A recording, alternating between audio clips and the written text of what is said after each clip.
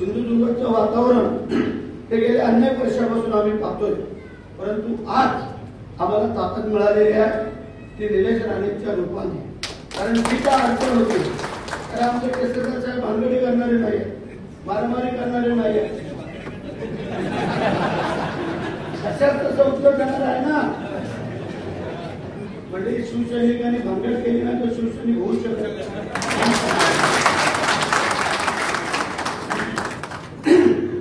आता भानगडीचे दिवस संपले.